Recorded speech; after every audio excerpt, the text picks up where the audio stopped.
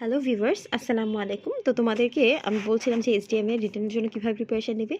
ভাইভার জন্য তো আলাদা আমি ভিডিও বানিয়ে দিব তোমাদেরকে, ভাইভা কোশ্চেনগুলো আলাদা করে দিয়ে দিব, কিন্তু রিটেনেরটা একটু বলে নেই যে রিটেনে তোমাদের এই ডি ক্লাসিফিকেশনটা লাগবে না, কিন্তু জেনে রাখা ভালো কোনটাকে কি বলে। হ্যাঁ, কিন্তু এই ডে ক্লাসিফিকেশনটা কিন্তু ভাইভাতে মাস্ট ধরবে, এটা ধরবে, প্লাস হচ্ছে ইউজগুলোকেও ধরবে। এটা কিন্তু আমি তোমাদেরকে ওই যে আগের ভিডিওতে বলে দিয়েছিলাম যে এটা কোন ইউজটা কোথায় বলবা। ঠিক আছে, বইয়ে যেভাবে আছে ঠিক এভাবে কিন্তু বলবা না, এখানে কিছু চেঞ্জেস আছে। চেঞ্জেসটা আমি তোমাদেরকে ওই ভিডিওতে বলে দিয়েছিলাম। যেমন এখানে আমরা প্লাস্টার মডেলের ইউজে বলবো যে এটাকে আমরা স্টাডি মডেলে ইউজ করে থাকি। তারপর ডেন্টাল স্টোনটা কোথায় ইউজ করে থাকি, মাস্টার মডেলে ইউজ করে থাকি বা ওয়ার্কিং মডেলে ইউজ করে থাকি।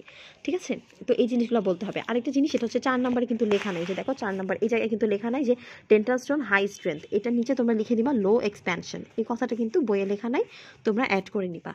ঠিক আছে, তারপর আসো যে এখানে বলছি ক্যালসিয়াম সালফেট কিভাবে প্রডিউস করা হয়। এই মেথডটা একটু পড়ো, যে ক্যালসিয়াম সালফেটটা আমরা এখান থেকে অ্যাকচুয়ালি হচ্ছে ডাইহাইড্রেট থেকে এটাকে কিভাবে হেমিহাইড্রেটে কনভার্ট করা হয়, অ্যান্ড ওখান থেকে আমরা প্যাকেটে যেই জিপসাম প্রোডাক্টটা পাই সেটা কিভাবে হয়। এই প্রসেসটাও এখানে লেখা আছে, খুবই ইজি একটা প্রসেস। খালি হচ্ছে তোমার টেম্পারেচারটা একটু মনে রাখতে হবে, আর ওটা মানে কোন কোন ওয়েতে করতেছে, কিভাবে করতেছে, এটা একটু মনে রাখতে হবে, তাহলেই পারবা। আচ্ছা, যদি পসিবল হয়, যদি তোমার মনে থাকে, তাহলে কিন্তু এই যে এই রিয়াকশানটা এটা একটু দেওয়ার চেষ্টা করবা। ঠিক আছে, যদি প্রসেসটা আসে তারপরে তখন। আচ্ছা, এরপর ক্যালসিনেশন প্রসেস বা পালভারাইজেশন প্রসেস, এটাও কিন্তু আলাদা করে আসতে পারে, যে explain the calcination process of gypsum product বা পালভারাইজেশন প্রসেস, এটাও আসতে পারে। এখন আসলে জিপসাম প্রোডাক্ট থেকে মোস্ট ইম্পর্টেন্ট যে কোয়েশ্চেনটা আসে সেটা হচ্ছে এই যে আলফা হেমিহাইড্রেট আর বিটা হেমিহাইড্রেটের পার্থক্য, এটা মাস্ট আসে। আর তোমাদের যাদের ক্লাস কিনা কামরুল স্যার নেয়, তারা কিন্তু এই কোয়েশ্চেন মানে উনি কিন্তু তাদেরকে এই কোয়েশ্চেনটা করবে যে আমরা যে ডেন্টাল স্টোনটা ইউজ করি টাইপ 3 ডেন্টাল স্টোন, এটার আরেকটা নাম কি, এটার আরেকটা নাম হচ্ছে আলফা হেমিহাইড্রেট। হ্যাঁ, আর আমরা যে সাদা যে অর্ডিনারি প্লাস্টারটা ইউজ করি ওটার আরেকটা নাম হচ্ছে বিটা হেমিহাইড্রেট। এই জিনিসটা অবশ্যই মনে রাখবা। ঠিক আছে, আর হচ্ছে এই পার্থক্যটা খুবই ইজি, একটা মনে রাখলে তুমি আরেকটা মনে রাখতে পারবে। এখন পার্থক্যের মধ্যে একটা চেঞ্জ আছে, সেটা হচ্ছে এই ওয়াটার পাউডার রেশিওতে বইয়ের মধ্যে মনে হয় লেখা 50 থেকে 60 ml, ওইটাকে কেটে তোমরা লিখবা 45 থেকে 50 ml পার 100 গ্রাম। ঠিক আছে, আর আলফা হেমিহাইড্রেটে ওই জিনিসটা লিখবা 28 থেকে 30।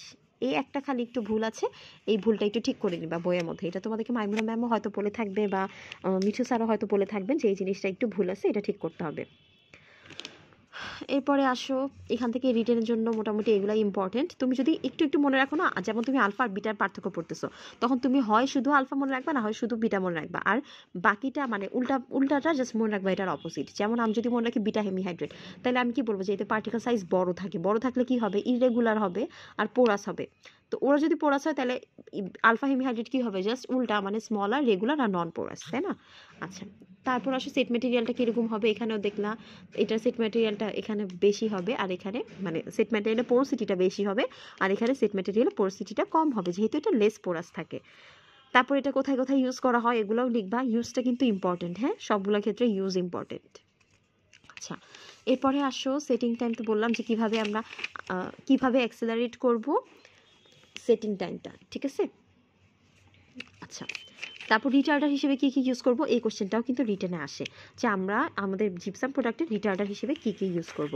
সেটা হচ্ছে পটাশিয়াম সাইট্রেট, বোরাক্স আর সোডিয়াম ক্লোরাইড। তো এই কোশ্চেনটাও খুব ভালো করে পড়বা, এটা হচ্ছে তোমার কোশ্চেন নাম্বার 12, খুব ভালো করে পড়বা এই কোশ্চেনটা। আচ্ছা, এরপরে আসো এখান থেকে setting reaction of plaster of Paris, এই কোশ্চেনটা একটু দেখি একটু ফোনটা, যে setting reaction of plaster of Paris, এটা হচ্ছে কোশ্চেন নাম্বার 20। এই কোশ্চেনটা খুব একটু ভালো করে পড়ো, এটা যদি তোমাদের রিটেনে নাও আসে তেমন একটা, তাহলে কিন্তু এমসিকিউতে আসতে পারে। আরেকটা কোশ্চেন রিটেনে আসে, সেটা হচ্ছে এই যে এটা, enlist the accelerator and retarder of setting of gypsum product. এখানে কিন্তু সুন্দর করে একদম তালিকা করে লেখা আছে যে অ্যাক্সিলারেটর কোনগুলো, রিটার্ডার কোনগুলো, এটা খুব ভালো করে পড়ে ফেলবে। এটা হচ্ছে কোয়েশ্চেন নাম্বার 19 জিপসাম প্রোডাক্টের। ঠিক আছে, এই কোয়েশ্চেনটা খুব ভালো করে পড়ে ফেলবা। অ্যান্ড হচ্ছে এইগুলো কিন্তু তোমাদের নিজেদেরও প্র্যাকটিক্যাল লাইফে কাজে লাগবে। যখন তোমার জিপসাম প্রোডাক্ট নিয়ে কাজ করবা, তখন তোমরা নিজেরাই বুঝতে পারবে যে কী কী করলে আমাদের সেটিং টাইমটা অ্যাক্সিলারেট হবে আর কী কী করলে আমাদের সেটিং টাইমটা শর্টেন হবে। এখন আসো সেটিং এক্সপ্যানশন একটা আছে না, সেটিং এক্সপ্যানশন 2 ধরনের, নর্মাল আর হাইগ্রোস্কোপিক। ওইটা আসার চান্সেস কম, কিন্তু যদি আসে তাহলে কিন্তু ছবি একটা দিবা। হ্যাঁ, তোমাদের নতুন বই একটা ছবি আছে, ওই ছবিটা দিবা যে জিপসাম প্রোডাক্টের এক্সপ্যানশন কী কী ধরনের হয়। সেটা হচ্ছে 2 ধরনের হয়, একটা নর্মাল, একটা হাইগ্রোস্কোপিক। যখন ওইটা তোমাদেরকে এক্সপ্লেন করতে বলবে, তখন কিন্তু অবশ্যই ছবিটা দিবা। তারপরে এই যে what do you mean by poisoning of nucleus of gypsum, এটাও পড়বা, এটাও একটা মানে ইজি একটা কোয়েশ্চেন, যদি বুঝতে পারো তাহলে ইজি। ঠিক আছে, একটু পড়বা, পড়লে দেখবা যে বুঝতে পারতেছো যে প্রথমে একটা নিউক্লিয় ফর্ম করে, এরপরে নিউক্লিয়গুলো হচ্ছে গিয়ে আলাদা আলাদা সবার সাথে রিয়াক্ট করে। অ্যান্ড হচ্ছে আমরা এখানে কি বলছে যে what do mean by poisoning of nuclei of gypsum. আচ্ছা, আর যখন হচ্ছে নিউক্লিটা একদম ফর্ম করে যায় তখন ওরা একদম ইনঅ্যাক্টিভ হয়ে যায়। আর এই যে ইনঅ্যাক্টিভ নিউক্লিটা, এটাই হচ্ছে ওই ক্রিস্টালাইজেশন, মানে ওইখানে ক্রিস্টালাইজেশনের মধ্যে ও হচ্ছে একদম অবস্টাকেল ক্রিয়েট করে, যার কারণে আর কোনো ক্রিস্টালাইজেশন হয় না। তো এটাকেই হচ্ছে বলতেছে যে পয়জনিং অফ জিপসাম। তো যাই হোক, এই কোয়েশ্চেনটা একটু পড়লেই বুঝবা, ইজি একটা কোয়েশ্চেন, এটা পড়বা। অ্যান্ড এখান থেকে আসলে আর তেমন পড়ার কিছু নাই, তো মোটামুটি এইগুলো যেগুলো বললাম এটাই পড়বা, খালি এক্সপ্যানশন দুইটা একটু ভালো করে পড়বা। ঠিক আছে, যে সেটিং এক্সপ্যানশনগুলো। আর আরেকটা কোয়েশ্চেন আছে না, যে জিপসাম প্রোডাক্টকে আমরা খালি অবস্থায় রেখে দিলে কি হয়, ওইটা একটু পড়বা। ঠিক আছে, যে আমরা হচ্ছে একদম এয়ারের মধ্যে রেখে দিলে বা এনভায়রনমেন্টের মধ্যে রেখে দিলে কি হয়, ওই কোয়েশ্চেনটা একটু পড়বা।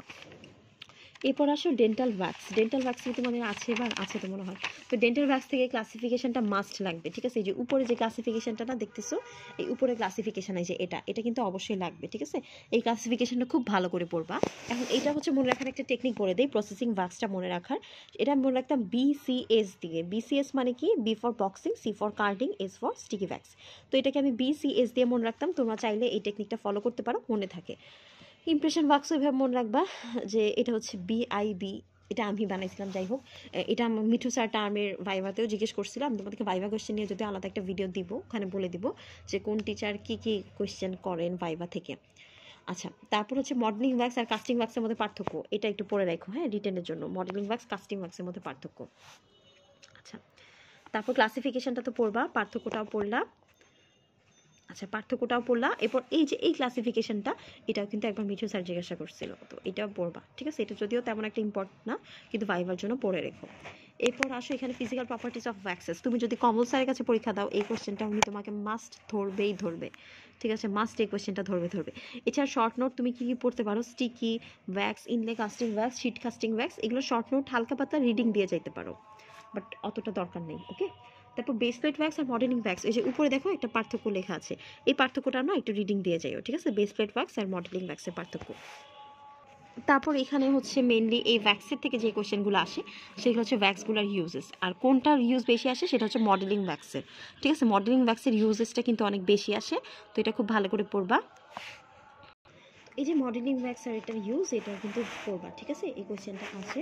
এছাড়াও এখান থেকে আরেকটা কোয়েশ্চেন আছে, সেটা হচ্ছে কোয়েশ্চেন নাম্বার 10, যে how can you get an accurate inlay wax pattern. এই কোয়েশ্চেনটা পড়বা। ঠিক আছে, প্রফ না মানে রিটেনের জন্য। তারপরে এখান থেকে একটা আছে না, যে এই কোয়েশ্চেনটা 14 নাম্বার কোয়েশ্চেনটা দেখো, যে why do internal stress develop in the waxes. এই কোয়েশ্চেনটা পড়বা। ঠিক আছে, এটা শর্ট নোট হিসেবে আসতে পারে। আচ্ছা, এরপরে এখান থেকে এটা পড়লো যে ডিস্টরশন অফ ওয়্যাক্স প্যাটার্ন কেন হয়, যদি কমন স্যারের কাছে ভাইভা দাও, উনি এই কোয়েশ্চেনটা মাস্ট ধরবে। তারপরে মডেলিং ওয়্যাক্সের ইউজেস তো বললাম, আইডিয়াল প্রপার্টিস হচ্ছে, আচ্ছা এমনিতে যদি ওভারঅল বলি যে ওয়্যাক্সের একটা আইডিয়াল প্রপার্টিস কেমন হওয়া উচিত, আচ্ছা থাক, এটা দরকার নেই, আইডিয়াল প্রপার্টিস এটা বাদ দেওয়ার সমস্যা নেই।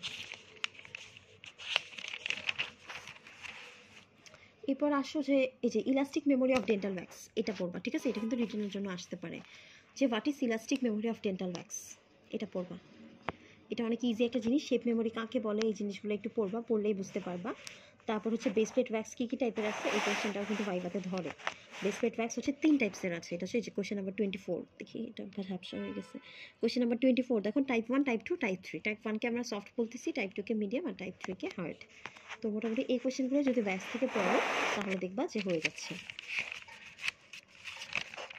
এরপরে এখান থেকে ওয়্যাক্স থেকে আর তেমন কিছু নেই, আশা করি সবাই বুঝতে পেরেছো। তো এটাই ছিল আমাদের ওয়্যাক্সের কোয়েশ্চেন। আমি তোমাদের লাস্ট আরেকটা ভিডিও দিব রিটেনে, যেখানে আমি তোমাদের ডেন্টাল পলিমার থেকে কী কী পড়তে হবে ওগুলো বলে দেবো। ঠিক আছে, ডেন্টাল পলিমারটাও কিন্তু ইম্পর্টেন্ট একটা চ্যাপ্টার, ওটা খুব ভালো করে পড়বা। আর হচ্ছে MCQটা যেটা বললাম, যে যেভাবে প্রিপারেশন নিবা বই থেকে, ওভাবে করে কিন্তু পড়তে থাকো। ঠিক আছে, ইনশাল্লাহ পরীক্ষা ভালো হবে, চিন্তা করার কিছু নেই। আর যদি কোনো টপিকে কোনো প্রবলেম থাকে তাহলে কিন্তু জানাইও, আমি একটা শর্ট ভিডিও দিয়ে দেওয়ার চেষ্টা করবো। আর যদি তোমাদের মনে হয় যে না এই কোয়েশ্চেনগুলোতে হচ্ছে না, শর্ট সাজেশন লাগবে, তাও কিন্তু আমাকে কমেন্ট সেকশনে জানাইও। সবাই ভালো থেকো, সুস্থ থাকো, আল্লাহ হাফিজ।